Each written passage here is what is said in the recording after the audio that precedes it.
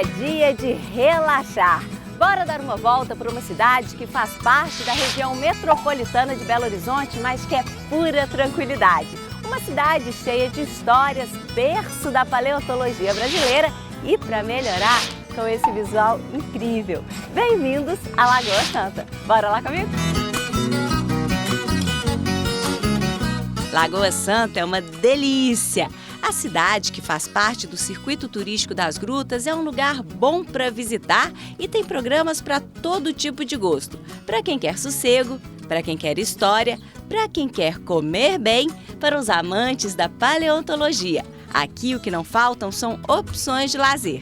Bem, mas a minha sugestão é começar o passeio por aqui dando uma volta na lagoa, o principal cartão postal da cidade. Seja caminhando, correndo, de bike ou até de carro. E durante esta volta podemos ver as tranquilas capivaras da lagoa, a elegância das garças que vêm se refrescar por aqui. Se esbarrarmos com essas lindezas aqui, é fácil nos divertirmos. E peraí, é isso mesmo? Não, você não está enganado.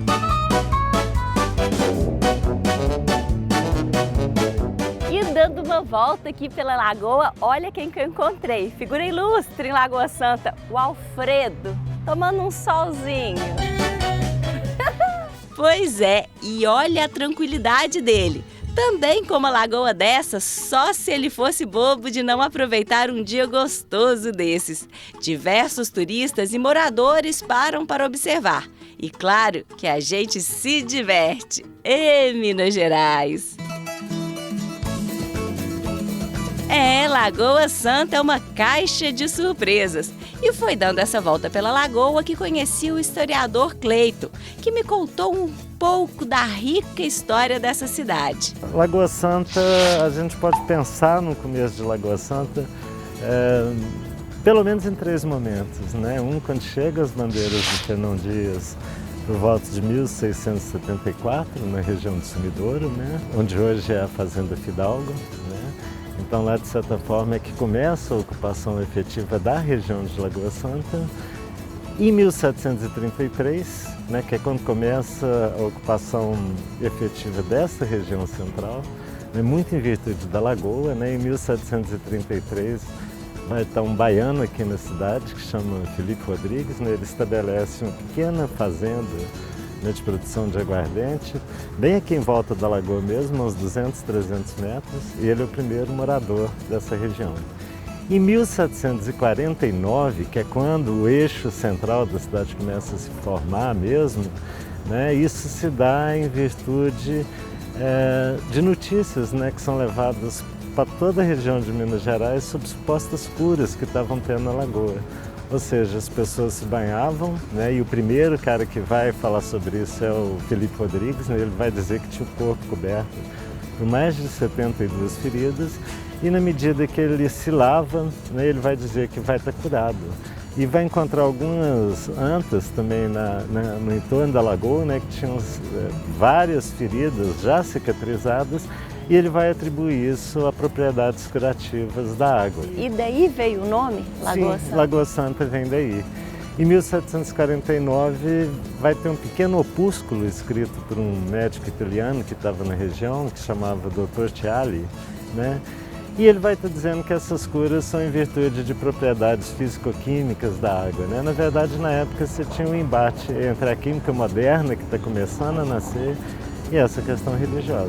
Mas vai atrair gente de tudo quanto é jeito, de tudo quanto é lado. Por volta de 1835, né, a gente vai estar recebendo, né, um viajante, né, um desses naturalistas viajantes que estava rodando essa região, né, em busca de ossadas, né, que ele vai encontrar na região do Curvelo, que é o Peter Wilhelm Lund, né, um naturalista dinamarquês, e ele vai se fixar nessa cidade, né? Ele e o desenhista, o ilustrador científico, que é o Peter Andreas Brandt, eles vêm, mas vão ficar na cidade e vão ficar até a morte. E aí Lagoa Santa vai se tornar um ponto muito visível, né, no mapa mundial. As descobertas que o que o Lund está fazendo aqui, os achados do Lund, a grande quantidade, né, de registros fósseis da megafauna, e a partir de 1842 de fósseis humanos, junto com esses restos da megafauna,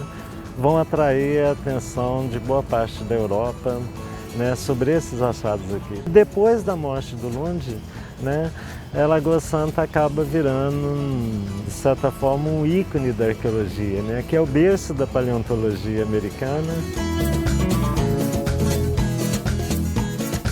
E assim, entre histórias daqui, seguimos nosso passeio pela cidade. E se a lagoa, né, a princípio, né, se acreditava nessas propriedades curativas da lagoa, né, é interessante como a lagoa vai se ressignificando ao longo do tempo, né? Já no século XIX, né, ela passa a ser povoada, né, pelos seres míticos, né, do folclore mesmo, né, a cobra grande, o caboclo d'água. E no começo do século XX ela passa por uma nova ressignificação, né? Ela vira um espaço de esporte e de lazer, onde a gente vai ter as primeiras provas náuticas de Minas, que vão estar sendo realizadas aqui na região, né? E as primeiras provas de canoagem, de nado. E o interessante é que essa tradição, né, lá do início do século XX, dos anos 20, ela volta agora, né, no século XXI, né, com a lagoa, né, sendo o espaço de treinamento, né, da equipe olímpica de remo e canoagem. Deu para perceber que histórias dessa lagoa não faltam por aqui, né? Bem, saímos da orla e seguimos nosso passeio para descobrir as curiosidades de um outro tema que faz parte da lagoa, um lugar muito especial, a paleontologia. Fomos então para o CAALI, o primeiro centro de arqueologia criado a nível municipal no Brasil em 1983. Aqui a gente está no Centro de Arqueologia Annette Lamy-Perret, né? O Centro de Arqueologia tem esse nome em homenagem à grande arqueóloga francesa Annette Lamy-Perret, que chefiou a missão franco-brasileira aqui nos anos 70. Né? E foi nesses trabalhos que foi escavado o crânio de Luzia, que é considerado até hoje, né, um dos mais antigos vestígios esqueletais encontrados na América, com mais ou menos 12 mil anos. Nós temos uma reserva técnica com aproximadamente 150 mil itens arqueológicos, né, que são disponibilizados para pesquisa e estão em guarda aqui no museu. E o acervo em exposição também é muito interessante. Machados, diversos fósseis de animais da megafauna, como a preguiça gigante, e até uma machadinha semilunar chama a atenção aqui. Depois dessa visita ao CAALI, continuamos nossa rota da paleontologia e da arqueologia. E nossa próxima parada foi o Parque Estadual do Sumidouro, a 18 quilômetros da cidade. O parque abriga a famosa Gruta da Lapinha e o Museu Peter Lund. O passeio pelo Parque Estadual do Sumidouro tem início no Museu Peter Lund. Chegando lá, fui recebida pela Josiane, que me contou algumas curiosidades daqui. Uma área de aproximadamente 2.004 hectares, tá? Uma homenagem ao dinamarquês Peter William Lund, hoje considerado o pai da paleontologia brasileira. Então, o Parque do Sumidouro ele conta um pouquinho dessa história, né, dos nossos aí antepassados, né? É onde Lund encontra o homem de Lagoa Santa, que é uma das referências, né? Vários fragmentos fósseis da megafauna brasileira, né? Seria aí o tigre-dente de sabre, cavalo americano, preguiça gigante e o tatu gigante. Então aqui dentro dessa área a gente tem aí 80 fragmentos fósseis que o visitante ele consegue conhecer. E lá fomos nós então. Logo no início, a réplica de uma preguiça gigante em tamanho real. Gente, olha o tamanho dessa preguiça gigante, né? E olha que não é nenhuma das maiores, né? A gente está aqui com uma réplica de 4 metros, né? A espécie Eremotherium. A gente tem aí até de 6 metros. E esses animais a gente tem aí o tigre-dente de sabre, preguiça gigante, né? O tatu gigante. em meio aí também ao homem de Lagoa Santa, né, que foi uma das maiores descobertas de Lund. E na sala reservada às diversas descobertas de Lund, fósseis de preguiças, tatus e capivaras, todos gigantes. E claro, fósseis humanos também. Essas e tantas outras descobertas de Lund fizeram de Lagoa Santa o berço da paleontologia brasileira e um lugar onde se desenvolveram os primeiros estudos sistemáticos da arqueologia. Saindo do museu, já seguimos direto para a gruta. Equipados, caminhamos uns 100 metros. Nós estamos agora na Gruta da Lapinha, né? Considerada aí uma das 7 maravilhas da Estrada Real. A gente recebe vários visitantes de todos os lugares, né? A gente recebe estrangeiros. É uma das joias das daqui, joias né? de Lagoa Santa. Legal. Então vamos começar o passeio? Bora conhecer? Então vamos lá. A Gruta da Lapinha ela é uma gruta que tem 511 de extensão, né? Visitamos 300. 40 de profundidade e a gente acessa 21 metros de profundidade. Então é uma gruta que oferece 9 salas para a gente conhecer, né? Cada uma com a sua beleza particular. Os nomes são bem lúdicos, né? Bem sugestivos. E a primeira delas é a Sala da Catarata. Dá uma olhada nos detalhes. A sala é linda, cheia de estalagmites e estalactites. E a sala seguinte é a Sala da Couve-Flor. Gente, dá uma olhadinha, porque realmente a formação é igualzinha, olha lá, igualzinha a couve-flor, né? Sim, a gente está na Sala da Couve-Flor. Ela tem esse nome exatamente, né, pelas formações dos espeleotemas darem essa lembrança, né, daqueles talinhos do pezinho da couve-flor mesmo, as florzinhas. Nossa, incrível! A gente está na Sala da Filtração. Essa é a sala mais frágil que a gente tem dentro da Gruta da Lapinha. Então aqui a gente vê que a gruta é uma gruta viva, né? A gente consegue ver essas formações, que são os canotilhos, ó, filtrando. Então essas formações são as estalactites, né? Bebezinhas, vamos dizer assim, né? Então toda gotinha que é filtrada, ó, que cai no chão, formam as estalagmites. Então tá tudo no seu processo bem inicial. Entendi. Então quando você diz que ela é frágil, é por isso, né? Sim. Que tá Tá ali tudo bem no seu processo inicial. Então essas formações elas levam uma média aí de 25 até 30 anos, né, para crescer 1 centímetro. Isso vai também, né, de gruta para gruta. E terminamos nosso passeio na Sala da Catedral, a maior da gruta. E a gente está na maior sala da Gruta da Lapinha, né, pela amplitude do teto, pela maior formação de estalactite da gruta ficar aqui também, a maior estalagmite. Então aqui é a queridinha, né, de todo mundo, dos visitantes. Essa gruta, a paleontologia, todas as histórias de Lagoa Santa são encantadoras e inspiradoras. E a artesã Érica Baniai é uma dessas pessoas que encontraram nesta cidade e no universo da pré-história inspiração para o seu trabalho. O meu pai era arqueólogo, ele foi o criador do primeiro museu aqui de arqueologia na nossa região da Apacarte, Lagoa Santa. Ele construiu um castelinho para ser museu. E desde os meus 5 anos eu já ia para os sítios arqueológicos com ele. Com 6 anos eu tive meu primeiro contato com as pinturas rupestres. E aí foi uma paixão que virou hoje quase profissão, né? Que eu trabalho com as réplicas das pinturas rupestres aqui da Apacarte, né? Eu sempre vim de criança também com a minha mãe, que gostava muito de artesanato, pintura, bordado, costura. Então, desde pequenininha, eu já tinha uma tesourinha, já tinha um lápis de cor, tinta, ideias para fazer colagem, montagem. E aí eu sempre gostei. Até que um dia me pediram, quando nós estávamos aqui na fase de implantação do Parque Estadual do Sumidouro, em 2007, nós íamos passar pelo plano de manejo, as oficinas de plano de manejo, nós os conselheiros do Parque Estadual do Sumidouro. E aí o pessoal pediu para mim, falou, olha, será que você não consegue produzir? Eu não fazia ainda nada específico assim, né? Você não tem como produzir alguma coisa, não? Para a gente dar de lembrança para os conselheiros? Aí, menina, foi quando surgiu a ideia. A nossa região, né, foi muito explorada, esse calcário, com pedras, né? Pedras ornamentais para construção civil.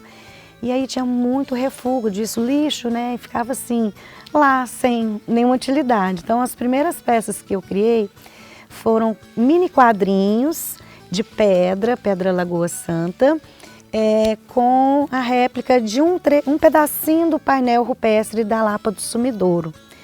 Fiz 50 peças. Menina, que coisa! E aí todo mundo adorou aquilo ali. Eu falei, vou fazer outras coisas. Aí eu fiz primeiros colares de madeirinha. E esse aqui então foi o primeiro? Esse é o primeiro estilo que eu trabalhei, que são madeirinhas de goiabeira, né? E o trabalho dela é bem interessante e variado. Potinhos, chaveiros, quadros, ímãs de geladeira e colares para todos os gostos. Mas ela destaca que um detalhe é fundamental em cada peça. Essa pegada nossa mesmo, que é a nossa identidade regional, que é a arte rupestre, a arqueologia, né, pré-história. E assim a Érica vem fazendo seu trabalho cheio de significados e afetos. E caminhando para lá e para cá, não é que fui atraída por um cheirinho delicioso? Pois é, Lagoa Santa, além de fazer parte do circuito turístico das grutas, também faz parte da Rota do Frango e da Cachaça. Uma rota que foi criada este ano com o objetivo de valorizar o frango em suas diversas formas de sabores e fazeres. Receitas tradicionais e releituras fazem parte desta rota. Bem, e assim, lá fui eu experimentar uma dessas delícias daqui.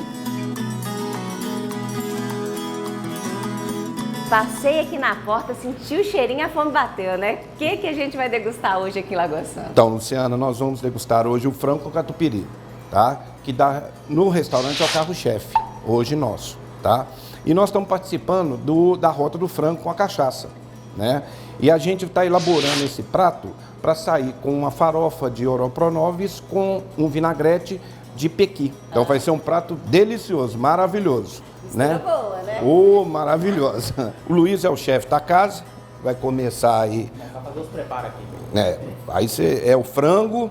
O catupiry, o frango catupiry, ele tem já, queijo, né? O catupiry. Então o mineiro gosta de queijo. Então vamos com o frango catupiry. Mas é uma delícia esse frango. É um prato muito rápido de fazer, tá certo? Porque é muito simples. Mas tem que ter o saber de colocar a quantidade certa do catupiry com o tempero do frango, né? Porque o catupiry, ele não tem aquele sal, né? Ele é mais adocicado.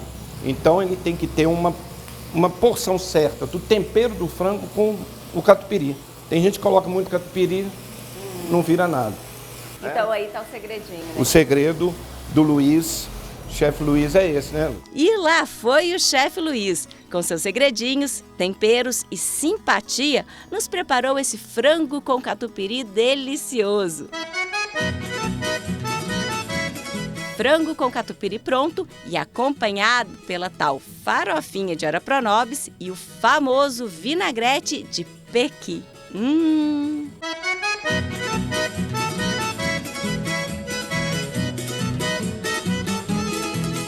Bem, e para terminar o dia, ainda tivemos o privilégio de conhecer algumas das pessoas que fazem parte da Rota das Doceiras da região da Lapinha.